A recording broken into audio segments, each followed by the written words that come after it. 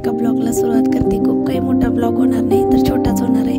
तर बघा, आपल्या दारासमोर ज्या तुळशीचे रोप आलेत बघा, तर ते आमच्या सासूबाईंनी म्हणजे आईनी एकच आणून लावलं होतं। असं शेजारी जी बाग आहे त्या बागेतून तुळशीचं रोप जे होतं ते मागून आणलं होतं आणि एक लावलं होतं बघा। त्याची असंख्य अशी झाडं बघा आली, ती भरपूर अशी आम्ही बऱ्यापैकी काढून टाकलेत बघा। आणि आता त्याला ज्या मंजुळा आहेत बघा, त्या अशा वाळल्या, त्या तयार झाल्या।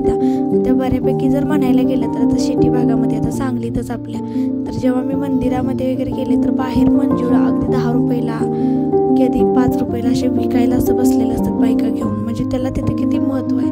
पण आपल्या इथं खेडेगावात जर म्हणायला गेलात तर ह्याला महत्त्वच नाही असं म्हटलं तरी चालेल। कारण काय होतं की अशा मंजुळा ज्या आहेत त्या अशा पडून अशा वाळून जातात आणि त्या पुन्हा त्याचं रोपात रूपांतर होतं आणि ते म्हणजे उगवून येतं। असे भरपूर आमच्या शेतामध्ये झाडं आलेली होती, त्याची आपल्याला किंमत नसते। पण सिटी भागामध्ये तसं नसतं, तर कुठनं नाही कुठनं तर ते उपलब्ध केलं जातं विकण्यासाठी। आणि बघा, तिथं 10 ते 5 रुपयाला असे विकलं जातं तिथं, आणि ते घेतात पण देव दर्शनासाठी जे लोक आलेले असतात दर्शनासाठी देवाच्या, तर ते तिथे घेतली जातात। तर इथं आपल्या खेडेगावात बघा भरपूर असे आपल्या तुळशीची रोपं बघायला मिळतील। आणि तुळशी एक आयुर्वेदिक म्हणजे सकारात्मक अशी ऊर्जा देणारी एक ही आहे, तुळशी आहे।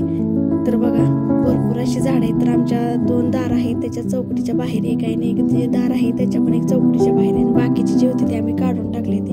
आता या ज्या मंजूळ आहेत त्या पडल्यानंतर बघा मनानं उगवून अशा येते त्या इतकी अशी तुळशी झाडे। एक रोप आम्ही आणून लावलं, त्याचे असंख्य रोप तयार झाले। तर कसा वाटला व्हिडिओ नक्की सांगा। व्हिडिओ लाईक शेअर सबस्क्राईब करा। धन्यवाद।